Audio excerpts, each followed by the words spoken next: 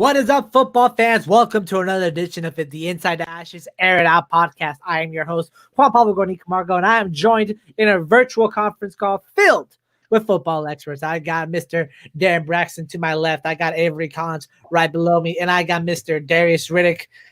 I still don't know what direction this is diagonally. Yeah, we'll go diagonal on that one. What's up, you guys? Wait, Trev, you know what it is. Game of the week, baby. We back. We back. Guys, as y'all know, it's the holiday season today. I enjoy the Christmas time. I enjoy the snow falling down. I enjoy the cold temperatures, even though I'm Colombian, so like I'm not really supposed to be used to that kind of stuff. I'm more used to like the hot, humid weather. But I love this northeast environment, man. What I don't like is shoveling snow out of my driveway to try to get my car out. It is just annoying. But we're not here to complain. I got two driveways and two sidewalks. I live on a corner, so you know how that works. It's got, okay. Well, I feel sorry for you. That sucks. But on the bright side, that means you have two driveways. No, I mean, still though, it's like, bruh. And guys, I was like kind of wondering, like the most appealing thing about Christmas is the nostalgia it brings to like the younger years that you've experienced, and like all the excitement that you had about Christmas and Santa and presents coming down the tree and stuff. I mean, coming down the chimney to lay under the tree. And so I kind of wanted to ask. I'm a little curious. If you were a kid right now, what toy would you ask Santa for?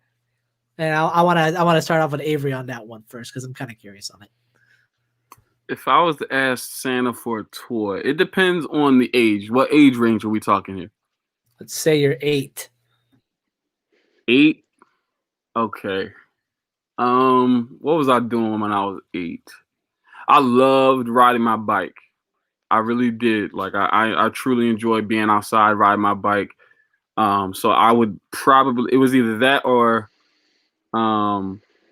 watching Dragon Ball Z. So it was like those were probably the two things that I was doing at that time. So yeah, I probably asked for a new bike or the Dragon Ball Z DVD set, or something like that. But I mean, I've never been a kid that was like, oh, I need this or I need that. Like I've always been kind of pretty simple, like to please. Like even to this day, like since I was like 15, I've been asking for socks and drawers. That's just what I want for Christmas. Like you can't ever have too many, so that's all I need, Well, I know, Derry, if you were talking about this earlier, you say you wanted a Bill Belichick doll? Now that we're thinking it at the age of 8, man, one thing I've used to watch when I was 8 was Yu-Gi-Oh. So I don't know if you guys remember the duel game that they had. That's something that I actually had, but that was something that was pretty dope. I would go to my friend's house and I'd pull it out. I'm like, yo, let's duel. Let's get it in. But yeah, man, Dragon Ball Z 2, just probably like video Jerome game just dated himself.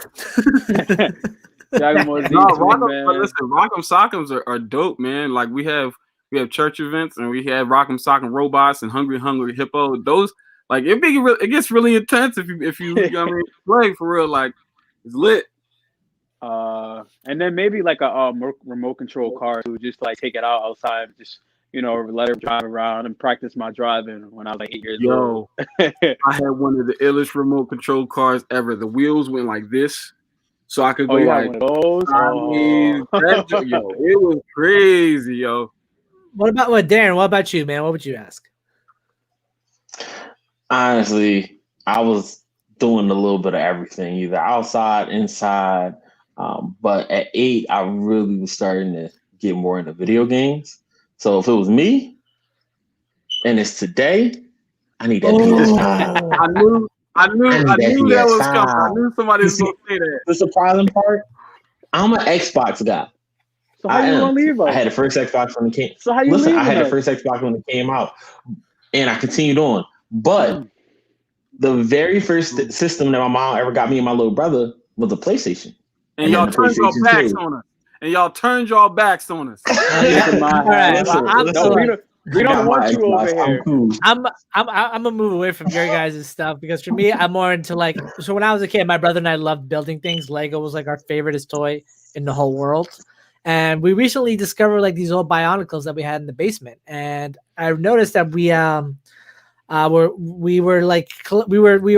had 3 of the original like 6 Bionicles that ever came out, and I'm starting to order them like all back. So I'm trying to like finish the collection through like eBay bids and stuff. If you get that whole collection, you're going to be a rich man, because I guarantee somebody will want to buy that off you. Like right now, I'm bidding, like I'm trying to get it for cheap.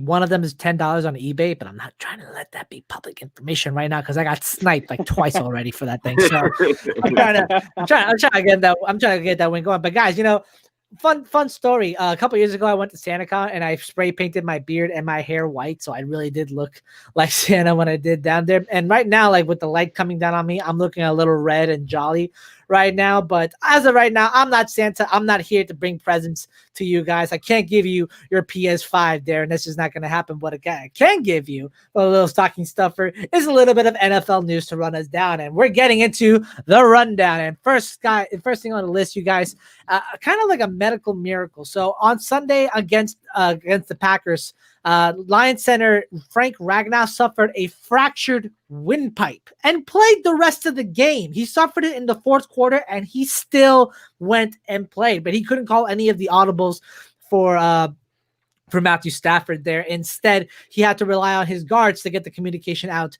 to his quarterback. Now, he might not be playing this week. Doctors have advised him not to speak whatsoever, but he can still eat and he can still breathe. So it's good to see, him being able to live a functioning life. He just cannot, talk. But wow, that's one heck of an injury to suffer in a football game where you hit in the throat and you're still going. You're still like just surviving. What are you paying $20 for, Chris? Let me know, because I have no idea what you mean. Your collection. Oh no, bro, no. Next thing on the list, a little bit of blue news out of Big Blue. Giants OC Jason Garrett has been ruled out of the game against the Browns on Sunday night because he caught COVID, and it will be Freddie Kitchens, the tight ends coach, assuming offensive coordinator duties from Garrett. Now remember, Kitchens was in Cleveland when Hugh Jackson got fired. He assumed offensive coordinator duties and led the Browns to a 6-2 record right after the firing. And let's not forget, he was also the head coach of the Browns in 2019. He only had the 1 year, and he got fired for a 6-10 result because of it. But it's going to be an interesting reunion between him, Baker Mayfield, and the rest. So that's a game that we're going to be looking forward to and breaking down later in the show. And next thing we got up is a lot of people who watch ESPN right now. The current broadcasting group is a treat to watch, especially with one of the column commentators in Louis Riddick. And now the former Eagles GM is currently being interviewed for GM spots. Most recently, he had scheduled interviews with the Lions and the Houston Texans. Last time this 51-year-old broadcaster was in the executive spot was when he was with the Eagles. He's been with ESPN since 2013. And prior to his broadcasting career, he was an NFL safety for 13 years and spent time in personnel departments. I never knew he was 51. He does not look 51. He don't look fit. That's my cousin, y'all. He's your cousin? No, he's not. He's not. This is why that explains so much. Moving a little bit more to some heartwarming news. Cancer has been kind of a big story going around in the NFL from the left tackle for the San Francisco 49ers, whose name's slipping me right now. Trent Williams. Trent Williams to Ron Rivera in Washington. And now the punter for the Colts, Rigoberto Sanchez, has returning to the Colts practice after he had undergone some surgery to help remove some malignant tumors that were detected in him a couple weeks back. And he put off trying to have surgery with the rumors so that he could continue playing, but ultimately he had to do it in order to try to get back on track to make it to the team before the season ends. He's doing well. His family's doing well. He's been chronicling his experience on social media, and just the fact that this is another story of a cancer survivor happening in the NFL this year really puts a theme into October's breast cancer awareness. So good for him that he's able to recover from something so arduous. And then Finally, to end it on some sad news, a former Ravens running back, Lorenzi Taliaferro, passed away earlier this week from a reported heart attack, according to NFL.com. He was a Virginia native. He started at Bruton High School before he moved over to Coastal Carolina. Over the course of his 3 years with the Ravens, he racked up 82 carries for 339 yards and 5 touchdowns in over 19 games played. He was only 28 years old. And with that concludes today's rundown. And guys, I want to break down a few of these stories here because a lot of them you can really look into. But I kind of want a personal anecdote from Taliaferro's experience with the Browns. With the Ravens. And Darren, and you being the Ravens fan, you've been observing like this team for the longest time. When you saw Taliaferro play, what could you tell from him? So you can always tell you're going to get 110% from that guy. Honestly, every time he played, he was our big, strong. I'm gonna move the pile back.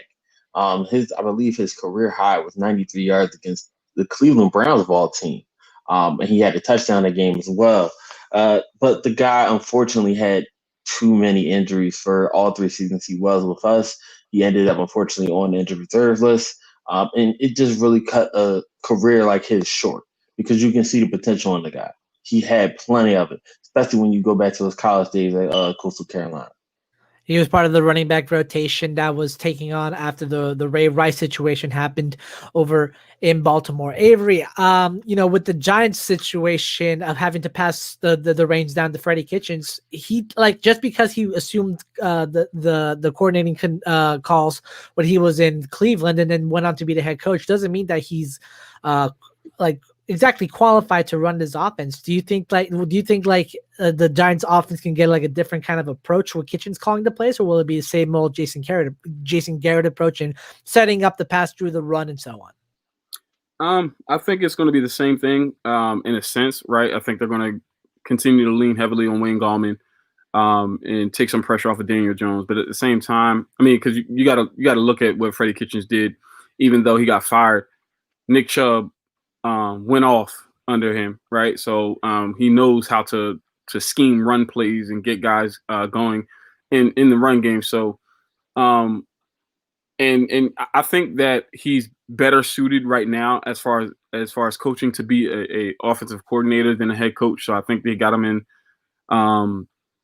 essentially the right position currently, obviously, with the tight ends coach, and then potentially, if Jason Garrett gets another head coaching job, then he can move in as the offensive coordinator. But I think that hopefully, I should say, I think he can help Daniel Jones kind of take some steps forward by, again, taking some pressure off of him. If Daniel Jones even plays after that, we saw what he was with the hamstring, that really hindered him. I mean, this dude he's a very, very, very tough dude. Like, he's underrated as far as like his toughness. Daniel Jones is. I mean, we saw, 2 games ago when he tweaked his hamstring, he tried to stay in the game until he just could not anymore, and then he came back and played again. So it's just like I think his toughness is never going to be in question. So I think he'll play. But long story short, whoever's behind center, I think he's going to. I mean, obviously, if it's Colt McCoy, he's got to take the pressure off and run the football. And I think when you play a team like the Cleveland Browns, it's not like they're a team that runs up the score anyway. They're going to try to control the clock. So you have a good shot of, if you guys have a good running game to match their running game, you have a potential to win the game if, let's say, it comes down fourth quarter and you've got the ball in your hands last.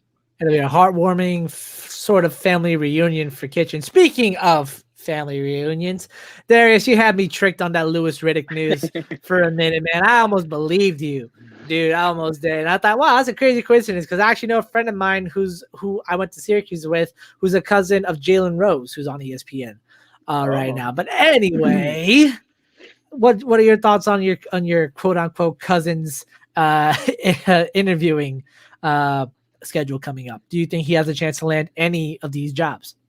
I definitely think so. I mean, I believe I was reading something where he was the scout that scouted Sean Taylor back when he was with Washington. So this guy definitely has some experience with talent.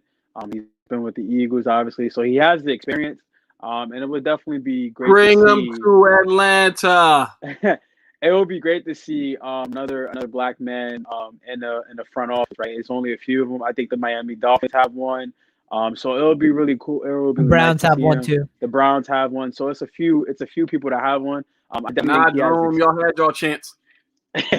I definitely think he has experience. I would love to see him in Houston to team up with Deshaun Watson, and see what he can do. The Houston Texans don't have a first round pick, so that I think if he goes there, he's really gonna have to show the rest of the NFL that he can be a true executive, with not having a first round pick and not having that much cap space to really work with.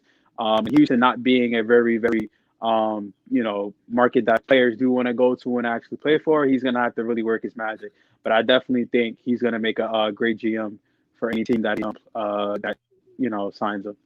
Houston actually also is scheduled an interview with former Falcons GM Thomas Dimitroff. So that's going to be, an interesting conversation to have over who to hire in that situation, because Dimitroff was no slouch when he was drafting, brought in some top talent over into Atlanta. Primarily Julio Jones was in his draft classes during that day. And with that being said, it kind of brings me to like building a team on talent and having them try to produce as best as they can. And it isn't my really messed up way of trying to transition into our first topic of the day, which is positional end of year stat leaders. Remember, a couple years ago, Julio Jones led the league in catches and broke Jerry Rice's record for most receiving yards in a season, I think it was. Or was that Calvin Johnson that did that? Just want to make that. I believe it was Calvin. I don't think Julio did it. Calvin had, I believe, 19 that year. Well, in any case, we're moving into our first topic of the day, which is end of year stat leaders, guys. And we all like to debate who's going to have the most who's going to have the most that. Sometimes the stats don't always replicate the success of what's going on the field. Nevertheless, it's always fun to always debate who we think is going to end up with how many yards on this, how many catches here, how many touchdowns there. And we got 6 categories to work with here today. We got passing yards, we got sacks, we got rushing yards, we got forced fumbles, receiving yards, and interceptions. And I've chosen specifically who's going to get what and break down what for who. So first thing I'm going to want to break down here today is passing yards. And I'm going to throw that topic over to Darius first. Right now, it's Patrick Mahomes, Deshaun Watson, Aaron Rodgers, Russell Wilson, and Matt Ryan in the lead.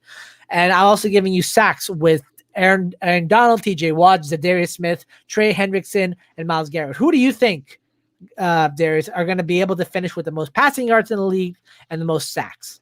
I'm gonna go with the 2 guys that are leading it right now. For passing, I think Patrick Mahomes. Patrick Mahomes is a guy, if you shut him out the first half, he can throw for 50 yards the first half, right? And then the second half, he can go up for 350 yards. That's just how that offense is set up with Tyreek Hill, with Travis Kelce, Sammy Watkins.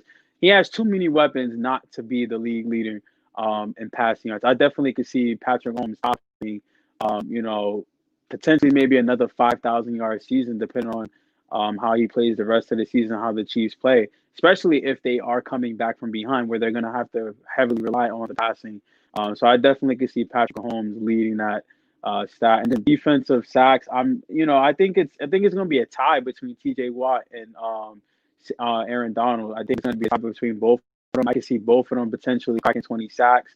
Aaron Donald, he's a defensive tackle, so he's lined up mostly on the inside, but he can line up on the defensive inside too, and he's getting sacked. And TJ Watt, we know he can do with that Steelers defense. But if TJ Watt does become the league leader, the Steelers are gonna have to actually pay that man, because he's leading the league in sacks, and now he has some leeway. But I can definitely see it being a tie between Aaron Donald and TJ Watt for the leading sacks.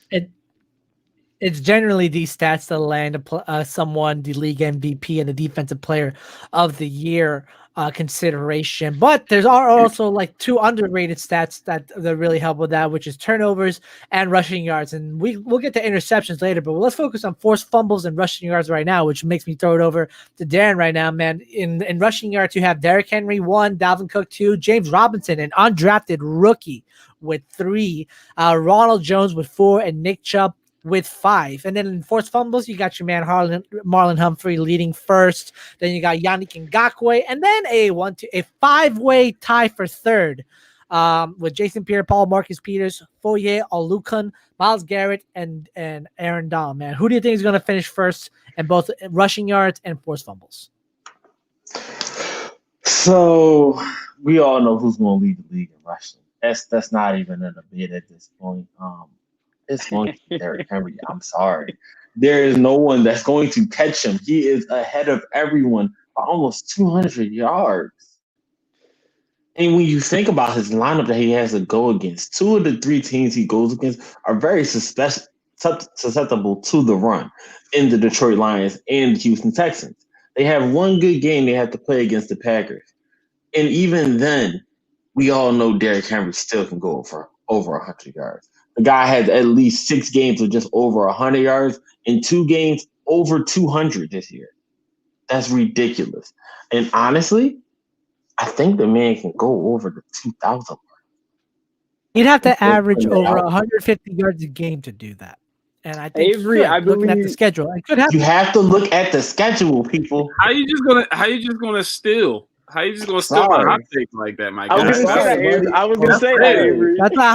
That's all right. And forced fumbles, I'm guessing you're staying with Marlon Humphrey because you're just a Ravens lover.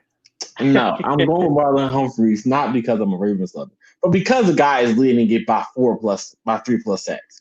I mean, 3+4 fumbles. That is a skill. And that is a skill that Marlon Humphreys has truly mastered this year. He went and looked at the Peanut Tillman footage, and you already see what's going on now. That peanut punch has been using and been working all season long. During the Browns game. Sorry, during the Browns game, there was the report that like whenever Marlon studies receivers, he studies how they handle the ball and how they carry it, and that's how he's able to knock the balls out so effectively like he does. So yeah, there is merit to what you're saying, and it could stay. But will he have more than 8, or will he finish the season where? Yes. So I got him finishing actually at 10. In the next 2 games, I see him getting 10. That means 2 more. Ooh, One against the Jags. Drug test. And that's a hot one take. more. That's a hot take. One more at the end of the year. You know, this show's getting so spicy right now. I got to move off from it for a bit. I'm lay it over to Avery, man. And you being the former DB, I kind of consider you to being a better evaluator of receiving and defensive talent. So I'm giving you receiving yards and interception. So in receiving yards, we have a tight end leading the category with Travis Kelce, then DK Metcalf, then Stephon Diggs, and Tyreek Hill, then DeAndre Hopkins, followed by in interceptions, Xavier Howard, J.C. Jackson, Tyrann Mathieu, Harrison Smith, and Quandre Diggs. So man, in receiving yards and interceptions, who's finishing first? All right, I'm going to start with the interceptions. I believe the interceptions is going to remain exactly where it is. I think Xavier Howard's going to lead the league in interceptions this year. I think if he gets 1 more, he's going to separate himself with J.C. Jackson. I don't see J.C. Jackson getting 3 more this year in 3 games, right? You only got 3 left. If Xavier Howard gets 1 more, that means J.C. Jackson has to get 4 to pass him, 3 just to tie.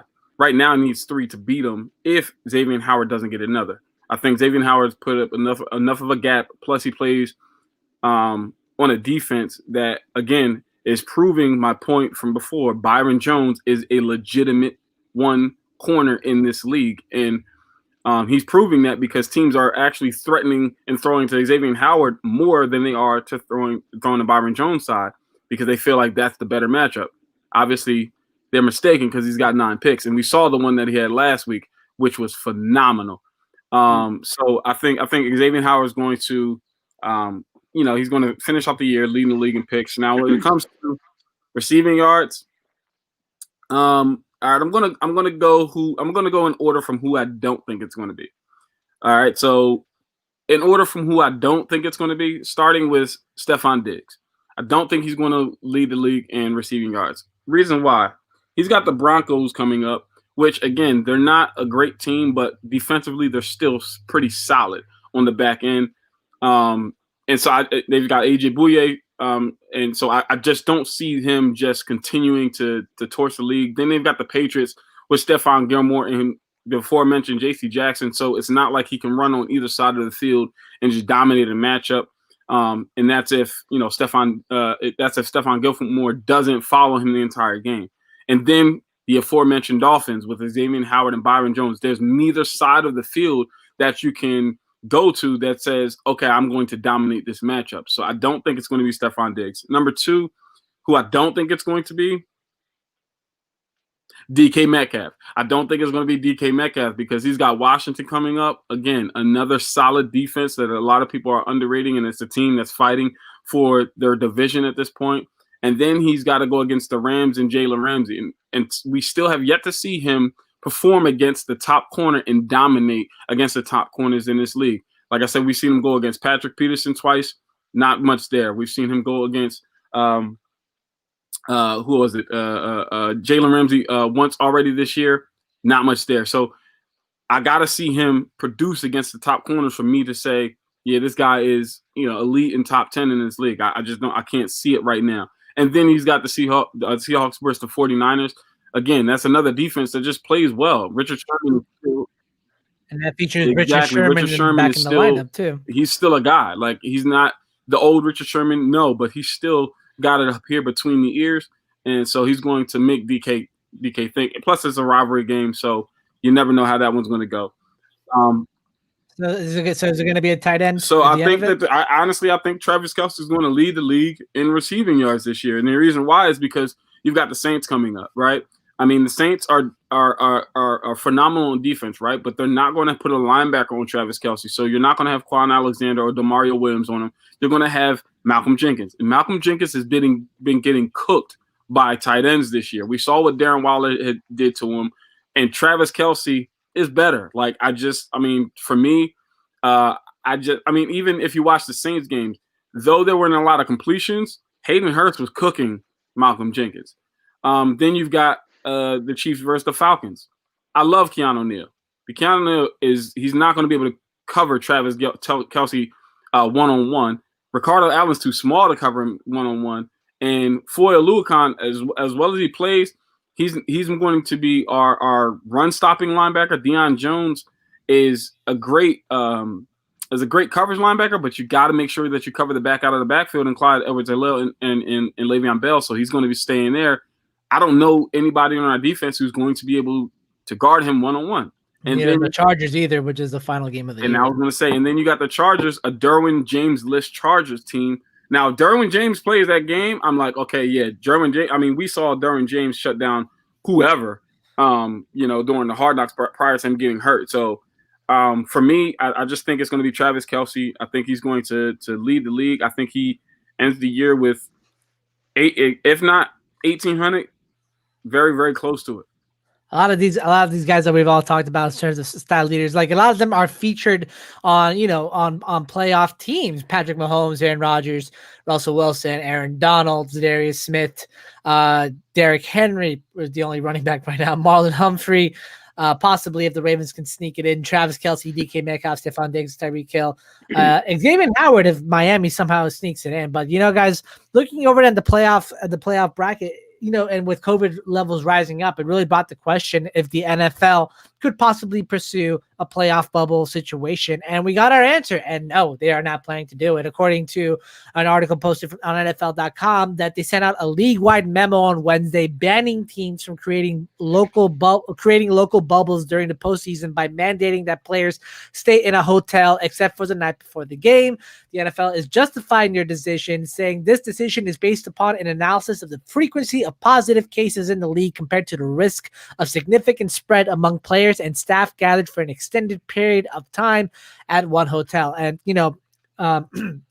staying in a hotel has also proven to be an enormous factor with regards to COVID spreading because of the constant fluctuation of people coming in and out of the hotel. So I kind of just want to ask around the horn here, and I'll start off with Darren, then Darius, then Avery. Is this a good move by the NFL to ban any bubble situation, or does there have to be an isolated place for these players to thrive in? Nah, they made the right move, honestly. I know some people think they didn't, but you have to think about like this. Where can they actually hold enough players, coaches, personnel in one city? Set that aside from everywhere else, like the NBA did for the playoffs. There's nowhere. And if there was a place, they would need to do this at the beginning of the season and lay it out what's going to happen, how that's going to go. There's no way they were going to be able to set this bubble up at this point if they have not truly went over all, and I mean all, of their abilities to do so. But on the other hand, other than a few teams, it has not been too bad when it comes to COVID. There's been a few tests here and there, but for the most part, there's only been about 3 teams, maybe 4, that actually had serious COVID scares. So they're doing the best that they can, and the way it's going right now, it's not too bad.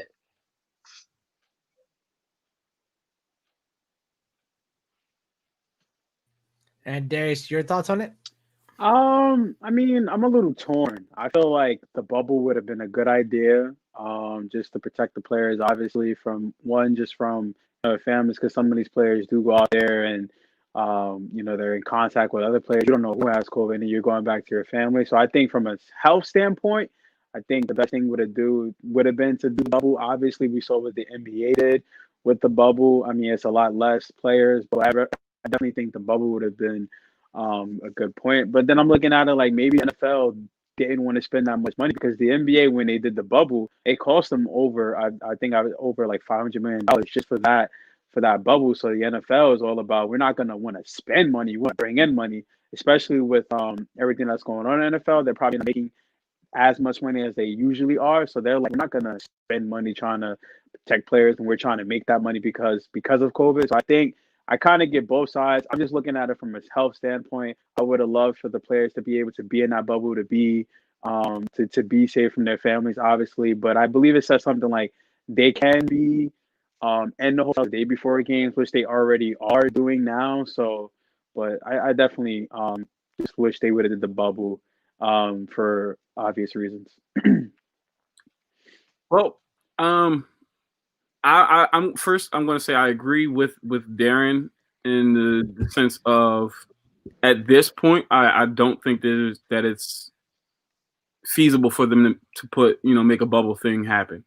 I think that, like Darren said, they should have worked that out prior to the season if they were going to do that. I think at this point it's kind of too late. I also feel like, because of the sport that they play, right, the NFL, there's no true way to really, stop somebody from getting COVID on the field in a game. I mean, you got to remember, these guys are rubbing and touching and tackling and jumping on top of each other. There's blood, there's sweat, there's all types of bodily fluids that are getting, transferred on every single play.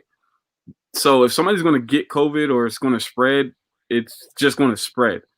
But I think one of the things they could do is do a team, like do it per team, a bubble per team. And I think you just put it on to the playoff teams that are available and say, hey, listen, during the playoffs, you're in a bubble. And what that entails is you guys rent out an entire hotel in your city. You bring the team and their family to this hotel, so they're not, void of seeing their family the entire time. You bring the team and their family into this hotel, and they have to stay there until they get eliminated. It's as simple as that, right? And that way you can, in that sense, you can kind of limit the exposure to COVID in that regard. And then that way you can kind of ensure that the playoffs continue. You get to see your team play. You get to see the Super Bowl, and you get to see the top stars on those teams play. So I think that would be a possible solution. But at this point, I like I said, I have to agree with Darren. It's kind of pointless, right? Like they should have had something in place prior to the season. And you can try. Oh, sorry, Darren. You gonna say something? One last comment. In the Big Trust Levels podcast with Mark Ingram and Cam Jordan, they interviewed Travis Kelce, and Travis Kelce said they're honestly the best when it comes to getting COVID. You can get COVID the same way you play football. It's the same way you walk into the store. Same place you going down the street to just see someone, anyone. It's too easy. And it is a crazy life that we're living in today. This is a time where there's really no proper protocol or really any proper way to do this outside of canceling the season and keeping people at home. But that's not what the NFL resolved to do. That's not what players wanted to do. That's not what fans wanted either. When this is the world and the reality that we are living in, unfortunately. So, we could sit here all day and try to debate over who is whose fault it is about how the current structure is set up and whether or not the teams and the league are having everything done in the right way. But it just won't matter at the end because the way things are the way things are, and you can't really determine it otherwise. And with that being said, it kind of brings us to our final point of the day, which is game picks and hot takes, because we got to determine which teams this week are actually playoff primed and which players are set to go off or go out going into this season, going into the year. And again, we're gonna do the around the horn kind of approach. But here's the order: it's gonna go Darius first, it's gonna go Avery second, and then Darren last, and then I'll close it out. So let's start, Darius. So it's a couple of games that I'm actually looking forward to. Tonight's game, I think tonight's game is going to be a good game. I always kind of like the Raiders and Chargers rivalry. I think that's going to be a good game. I think Justin Herbert is going to go off. I think him and Keenan Allen are going to torch that Raiders defense because that Raiders defense is very suspect. Last when they played the Jets, I think that was when I knew that the Raiders defense is suspect. Another game that I'm looking at, I think an underrated game, Buffalo against Denver. I think Drew Lock last week he showed some flashes. He showed some potential. Now it was against the Carolina's defense, but I definitely think this is going to be a game where Josh Allen may have a little bit of struggles against that Broncos secondary. Justin Simmons, obviously, and obviously the Patriots and Dolphins. It's always at the end of the year where we play the Dolphins. I had to throw it in. I had to be a homer. Homer. It's a very weird game, right? Like. It's one of those games where we should win if we're up, and then somehow Miami just comes back. Obviously, the Miami Miracle 2 years ago. Last year, Miami beating us, getting us out of for the number 1 seed of that first round by the number 2 seed. But yeah, man. But my hot take, man, I definitely think Kansas City and New Orleans. I think Patrick Mahomes, he throws for over 400 yards, and he torches that Saints defense. And Tyreek Hill and Travis Kelce both go over for 150 receiving yards and a touchdown. Happen. Avery, you shouldn't be looking that surprised. You did say that Kelce was going to lead the season with receiving yards. So why are you making that face, man? You can't contain Mahomes. You can't. No matter what you do, Mahomes can throw for 25 yards in the first half. I don't know what it is, but at the second half, they just come out and they're firing on all cylinders, man. I get that, right. But that team's defense is no joke. Right. They really listen, I made the same mistake last week against the Dolphins defense. Listen, man. We gonna ball out. Listen, man. I don't know, man. I can see Mahomes having a nice little healthy 400-yard passing game. That's my high take, man. Okay. And then 2 people with over 150. 150. Right. Who's thinking Tyreek Hill? Okay. All right, listen, I ain't gonna fight you on it. I'm gonna just say Kelce and Tyreek Hill. That's all I'm gonna say, man. I told you, Kelce, you got it. But again, Tyreek Hill is just gonna get bracket coverage. Like, if we're just gonna be honest. So I agree with Jerome. But all right, yeah, there's so many games, man. Buccaneers and Falcons. Let me start with the homer stuff. Buccaneers and Falcons. That's going to be a pretty good game, only because it's a rivalry game. And the Falcons have a chance to play spoiler against the Buccaneers. Don't think it'll happen, but they have the chance to do so. So it'll be interesting to see what happens with that. Eagles-Cardinals looks really phenomenal because, again, the Eagles are still in the hunt for their division. So are the Seahawks in the hunt for their division. So it's going to be a hard-fought game.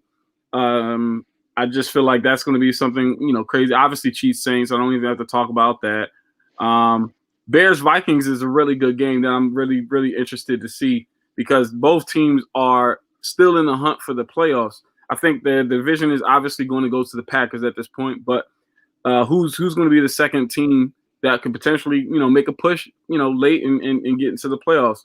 But for me, the game of the week, without question, is the Seahawks and the Washington football team. Listen, I'm sorry, but that's the game of the week for me. The way the Seahawks defense has been playing a lot better. But that offense, oh my goodness, looks putrid right now. They looked horrible against the Giants. And the Giants defense, they're good. They're not as good as Washington. The front four of Washington football team, I really feel like the Seahawks offensive line better play the best game of the season, because if not, Russell Wilson is going to be running around for dear life. Now we know that he can move, he's got escapability and all those things, but again, I don't know, man. That one right there is a toss-up for me. So to me, that's the game of the week that I'm looking forward to, just to see how that one plays out. But my hot take is actually not from that game. My hot take is, yeah, I'm going to do it. The Bengals are going to beat the Steelers, yo. Hand them the third straight loss. You got a weird feeling? You got that weird feeling in your gut? Weird feeling, man. The Bengals going to beat the Steelers. Hurt him the third straight loss. Justify your pick. You know? Why do you feel that? Where is it? I don't see Brandon Allen beating T.J. Watt and company. Avery, I understand that weird feeling. You don't got to explain it. I understand the feeling, Avery. You don't got to explain it. One, it's a weird feeling. Two, the Steelers have no running game, so I'm just concerned. But that's it. And you think that, like, with a team that has a departing defensive lineman and Geno Atkins is going to be able to compete there? You know what? I'm gonna turn up the heat here. That is pretty hot. Like I said, I'm just not sure. So we got to see what's going to happen. But I just think that, you know, with the lack of running game, this constant short game, and it being a rivalry game, I just don't know. And potentially Joe Mixon comes back for this game. I don't foresee it. They're saying he's probably doubtful. He'll still probably be on IR, but it's just a feeling. Logic doesn't have anything to do with it. Watch it happen. Thank you, Jacob. He gets it. I understand. I understand, Avery, the feeling. You know, that's fine. I'll give it to you for that, Avery, especially with the fact that this linebacker core for the Steelers is just obliterated to heck and back. Like, you lost Bud Dupree, you lost Devin Bush. All you had is TJ Watt. In the running game for the Bengals, is no joke. I'll give him that. You know, Giovanni Bernard, for all that he is not that bad of a scat back. And if Joe Mixon does come back, there's a power running game that could actually help here. You just got to get past Cameron Hayward first to get it done. Darren, close it out before we get there.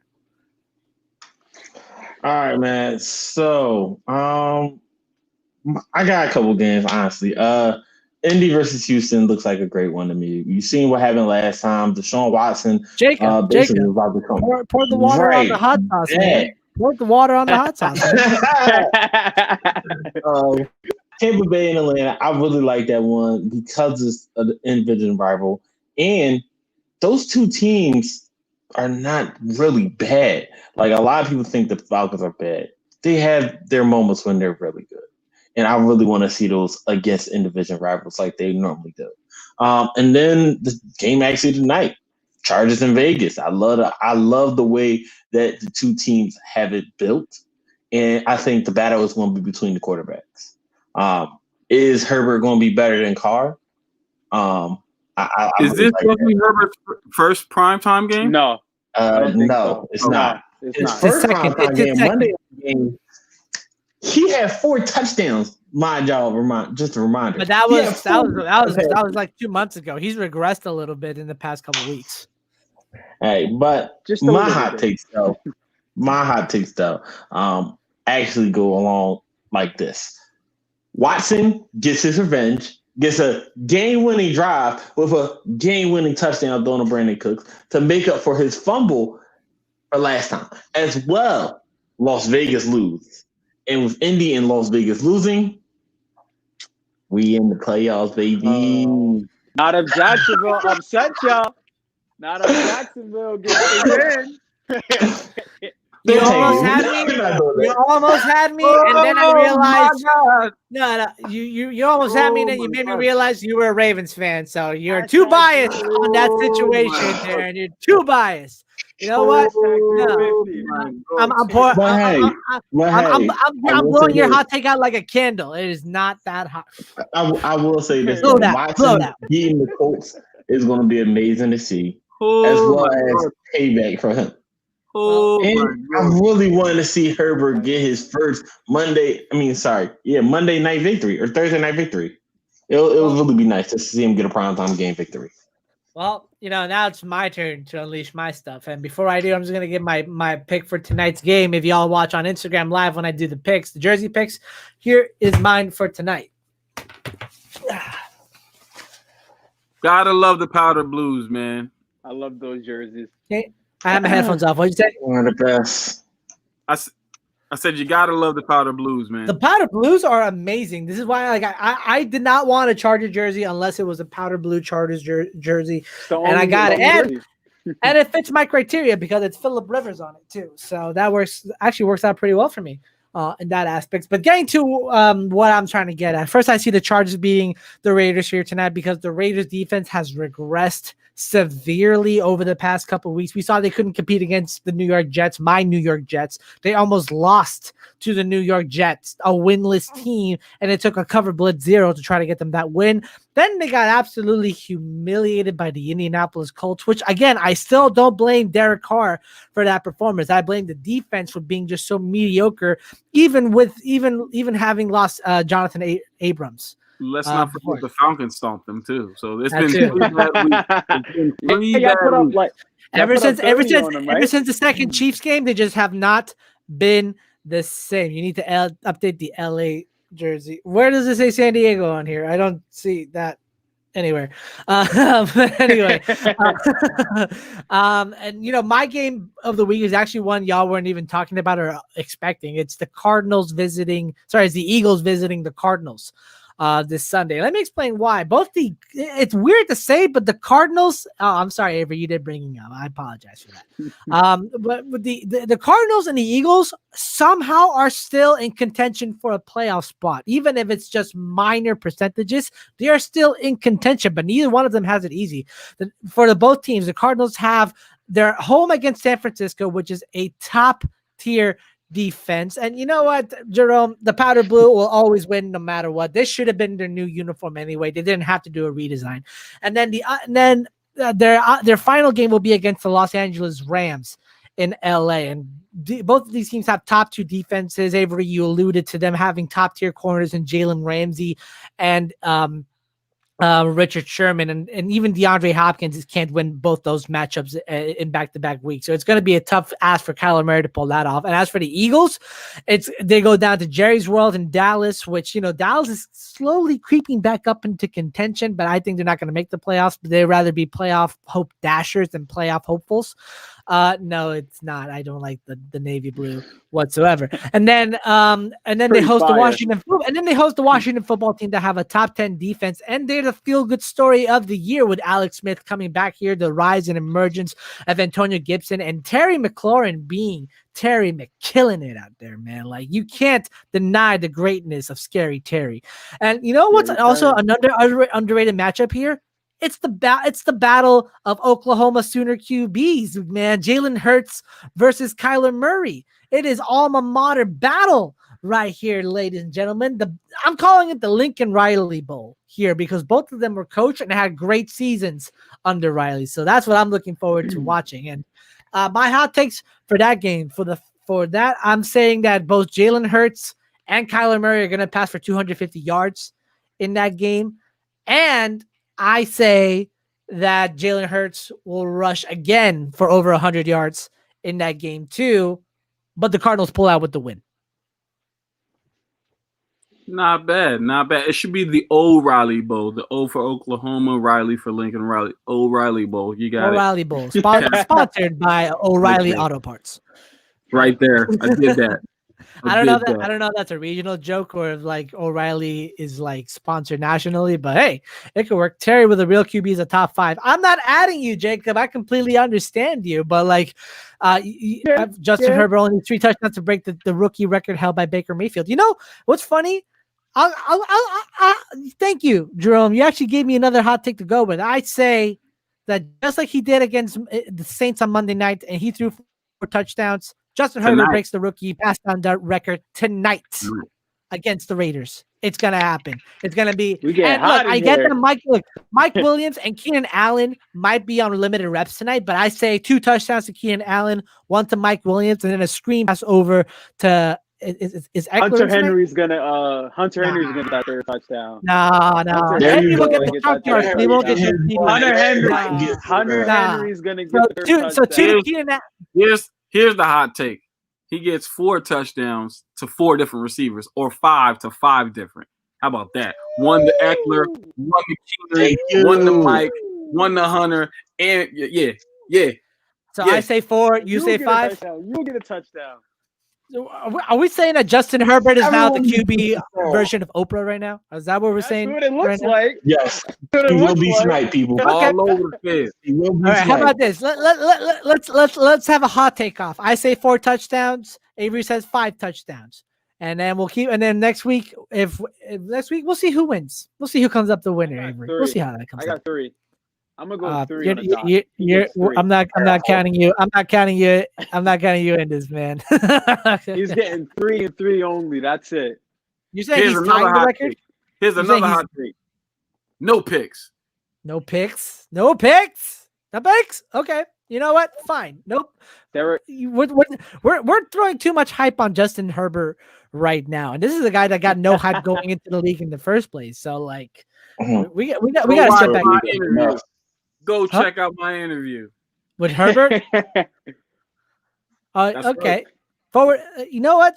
Go ahead and post it on our Inside the Hashes stories, man, to like for everyone to see. Because I want to take another look at that gotta interview, put- man. You gotta. I gotta look at it with 2020 after he breaks the perspective. record.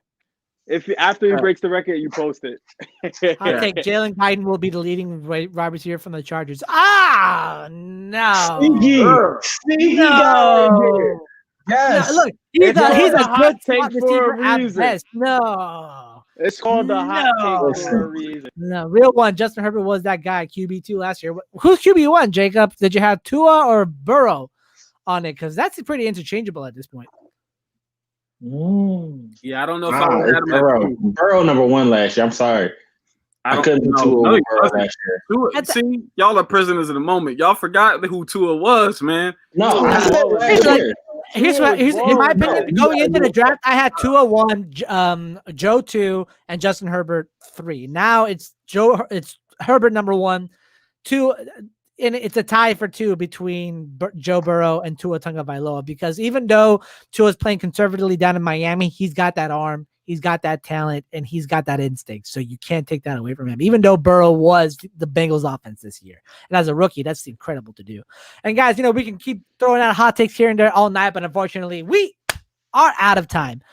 We are Jacob. I'm saying my rankings last year. No recency bias. Well, Jacob, you are a better judge of talent than a lot of NFL scouts out there, including Daniel Jeremiah. But with that being said, guys, I'm wrapping it up here today. On the Air It Out podcast presented by Inside the Hashes. Guys, thank you so much for tuning in. We really enjoy hearing these comments from you, interacting with you. You know where we like to hear from you? Hashtag 350. That's it. If you That's don't my get it, if you're not a favorite long hashtag. time viewer, That's my favorite You hashtag. ain't We getting need it. that Guys, every end of look, the just as much as we like to interact with you on the live streams, we like to interact with you on our Discord. So go ahead, go join the Inside the Hashes Discord. We like talking every level of football with you: high school football, college football, arena football, which is probably dead by now. I'm not really sure because they've canceled and brought back that league so many times I can't keep track of it. XFL, even Canadian football, German football. Football is starting to become world-round, you guys. And even the NFL, we love talking to you. So go ahead and join us on our Discord. And also go ahead and follow us on our social media. On Instagram, we are Inside the Hashes. On Twitter, we are at Inside Hashes. On Facebook, we are Inside the Hashes, the football group. And our YouTube is Inside the Hashes for all these live streams and all of our video content coming out. And for our audio stuff, like our audio podcasts, our audio player interviews, you can find us on Spotify, on Apple Podcasts, and on Anchor. Where all our collection is there. We'd love to hear what you think of our stuff and debate, man. And like we love to hear from you guys. We are all things football on all levels. So come at us, you guys. We'd love to hear from you. For Jerome Jones, for Darren Braxton, for Darius Riddick, for Avery Collins, my name is Juan Pablo Guardian Camargo. This has been the Air It Out Podcast. We'll see you next time.